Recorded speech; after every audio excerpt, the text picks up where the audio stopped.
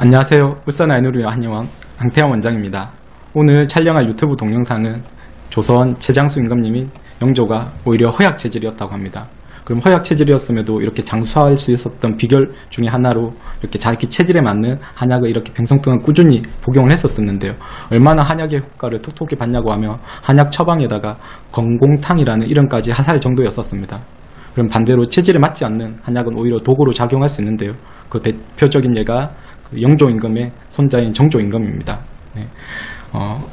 그와 관련되어서 인삼, 홍삼 부작용이라든지 아이들 홍삼 복용의 주의에 대해서 오늘 방송은 얘기하도록 하겠습니다. 네. 저 또한 어렸었을 때 본 드라마 속 영조 임금, 이제 그 아래 있는 조선왕조 500년이라든지 아니면 최근에는 이제 사도 그 영화에 나오는 영조, 오히려 이미지 상으로는 이렇게 막 허약 체질하고는 좀 거리가 멀어 보이고요. 또 반대로 이렇게 허약 체질이 아니라 꽤 열이 많은 이런 체질로 보이는데 실질적인 영조 임금은 정말 허약 체질이었다고 합니다. 그러면서 이제 몸이 냉한, 보통은 보면 허약 체질인 사람들이 몸이 이제 찬 경우가 꽤 많거든요. 네. 그래서 어릴 때부터 죽을 때까지 정말 한약을 달고 살았었는데요. 이제 체질적으로 보면 조그만 찬 음식을 먹어도 배탈이 났었었고 평생 복통과 소화불량으로 고생을 했었습니다. 그러니까 이제 그런 자기 체질에 대해서 잘 알았기 때문에 기름진 음식이라든지 술은 멀리 했었었고요. 그리고 소식, 그러니까 조금씩 소식을 했었습니다. 그리고 몸이 찬 냉체질이었기 때문에 평생 차가운 자리에는 이제 앉지도 않고 찬 음식을 멀리하는 등 양기 보존에도 신경을 썼고요.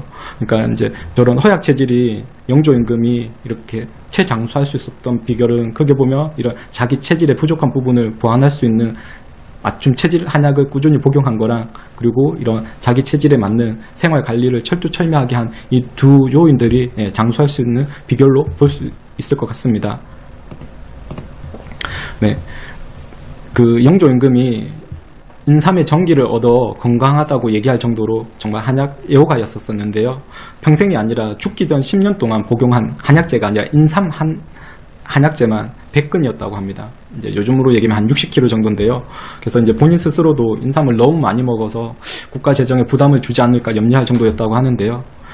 그리고 그 한약의 효과를 톡톡히 봐서 인삼이 들어간 처방 중에서 건공탕이라는 이름을 하사를 했었습니다. 거기서 얘기하는 건공탕이란 나라를 세운 공로에 맞먹는 처방이라고 할 정도로 정말 이제 본인의 건강에 꽤 많이 도움을 줬다, 그 뜻인데요. 그러면 앞에서 얘기한 영조 임금과 반대되는 열체질이 그 아들인 사도세자와 그 손자인 정조 임금입니다. 네, 그 기록에 의하면 정조 임금은 내면의 합병 때문에 하를 내리는 가미소요산이라는 한약 처방과 이제 우황, 그러면 이제 둘 다 한약재인데요. 이제 열을 내는 청열 한약재입니다.를 밥 먹듯이 먹었다고 합니다. 그리고 본인 스스로도 이렇게 가슴 속에 열기로 항년이라는 약을 물 마시도 됐고, 젊은 날에는 우황과 금은화 먹는 것을 일가로 삼았다고 본인 스스로 이렇게 얘기할 정도였었습니다. 그러면 그런 정조 임금이 체질에 맞지 않는 인삼 복용을 안타깝게 절명하는 하나의 요인이 됐었는데요. 어쨌든 정조 임금도 영조 임금처럼 본인의 체질에 어느 대해서 잘 알았습니다. 몸에 꽤 열이 많은 체질이라는 걸. 그렇기 때문에 소량의, 그러니까 아주 적은 인삼도 극도로 굉장히 복용을 하지 않았었고요.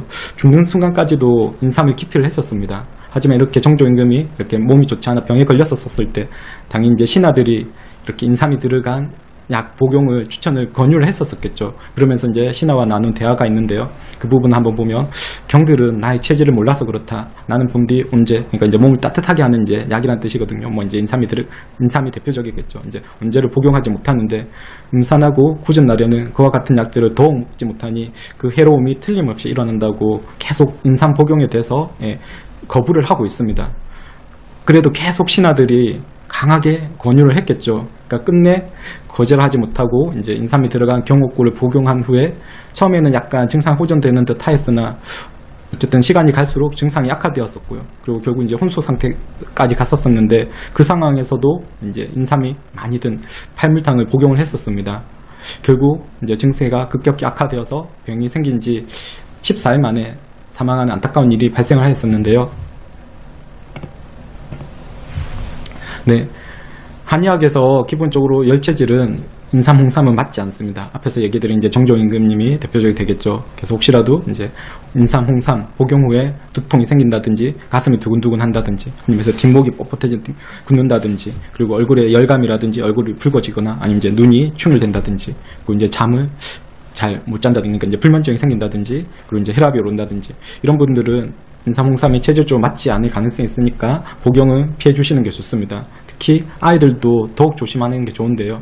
한의학에서 아이들을 보통 소양지체라고 합니다. 그 뜻은 양기가 충만하다는 뜻인데요.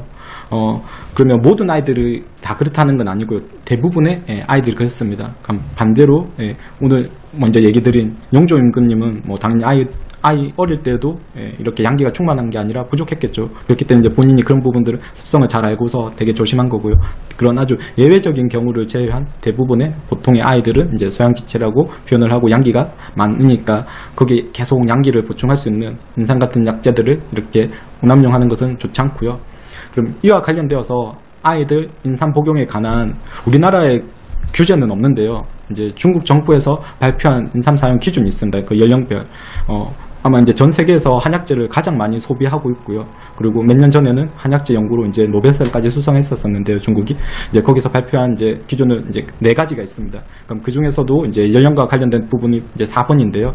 한번 보면 임신부, 수유기 여성과 만 14세 이하의 아동은 식용이 적당하지 않으며 만약 인삼이 들어간 이제 제품에는 상표와 설명서에는 이 적당하지 않은 대상과 식용 제한량을 반드시 명시할 것으로 그게 기준으로 어떻게 보면 이제 법으로 정해졌다고 보시면 됩니다. 네. 이 관련된 뉴스가 있어서 기사가 있어서 한번 보면요. 그 제목이 식품용 인삼, 홍삼에 대한 사용 기준이 필요하다가 제목이고요. 이제 그 기사 중에서 일부 내용들만 제가 발췌해서 보면 특히 14세 이하의 아동에게 인삼 식용이 부적합하다고 규정한 부분은 특별한 기준이나 제한 없이 남녀노소 모두가 인삼을 식용하고 심지어 아동용 인삼, 홍삼 제품마저 출시되고 있는 우리나라의 상황과는 크게 구별되는 규정이라고 얘기하고 있습니다.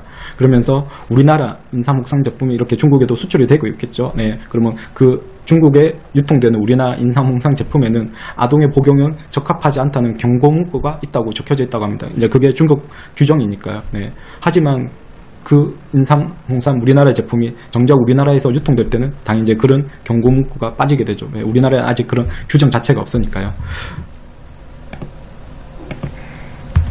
네. 지금 보고 있는 기사가 제가 앞에서 얘기 드린 기사입니다. 혹시라도 여러분들도 요 제목만 포털에서 검색하시면 지금 보고 있는 기사를 다 보실 수 있으니까요. 관심 있으신 분들은 한번 찾아서 보시면 도움이 될 겁니다. 네. 그리고 지금 아래에 있는 사진은 그 가축양리학이라는 양리학 교과서 내용입니다. 그 중에서도 인삼 부분인데요. 이제 인삼과 관련된 어떤 부작용들, 사용상 주의점에 대해서 적힌 부분입니다. 그 부분 중에서 이제 핵심적인 부분만 보면 이제 인삼을 복용했었을 때 이제 여성들에게죠. 이제 하열이 생긴다든지 유방 통증 이거는 둘 다 이제 여성 호르몬 관련 유사 작용 때문입니다. 그리고 이제 중추신경을 자극하면서 불면이라든지 신경 감인 등이 생길 수도 있고요. 그리고 고혈압이 발생했다는 보고도 있습니다. 그리고 이제 혈소판 억제 작용이 있기 때문에 와파린이라는 이제 약약을 복용 중인 분들은 절대 인삼을 함께 복용하면 안 되고요. 그리고 당뇨약을 복용 중인 사람도 마찬가지 인삼 복용은 주의하시는 게 좋습니다. 그리고 자가 면역 질환자들, 뭐 대표적으로 루마티스라든지 루푸스 이런 분들도 인삼, 홍삼 복용은 주의하시는 게 좋고요. 네, 그러면 오늘 방송을 정리를 하도록 하겠습니다. 인삼, 홍삼이 마치 광고처럼 모든 사람들에게 좋은 것은 아닙니다. 체질적으로 맞지 않거나 앞에서도 봤었듯이 이제 열이 많은 열체질이거나 그리고 어린 아이들 이제 건강에 이상이 있는 분들 뭐 대표적으로 자가 면역 질환이든 여성 호르몬 질환이 있는 분들은 오히려 인삼, 홍삼 복용은 해가 될 수 있으니 주의하시는 게 좋고요. 그 사진 캡처하면은 마찬가지 이제 홍삼에 대한 이제 부작용 이제 조심해야 될 것을 이렇게 소개한 방송 프로그램을 화면을 제가 한 화면을 캡처한 겁니다. 거기서도 지금 얘기하고 있는 내용이 이제 여성 호르몬 질환, 이제 관련 질환이 뭐 자궁 건종이라든지 유방암, 자궁 내막증이 있는 여성들은 홍삼 복용을 주의해야 한다는 내용이었었고요. 네, 뭐 인삼, 홍삼 대표적인 한약입니다. 네, 그리고 그 외에 여러 다른 한약제들도 마찬가지인데요. 어쨌든 한약 복용에 있어서 가장 중요한 거는 체질이라든지 건강 상태, 그리고 연령, 성장 상태, 그 안에는 이제 기체종이 포함이 되겠죠. 그리고 이제 증상에 맞게끔 복용하는 것이 가장 중요합니다. 그래서 혹시라도 한약을 복용해서 건강에 도움을 받기를 희망하시는 분들은 한의원 진료를 보시고 이렇게 맞춤 한약을 복용하시는 것을 추천드립니다. 오늘 방송이 유익하고 도움이 되셨다면 구독 및 좋아요 부탁드립니다. 감사합니다.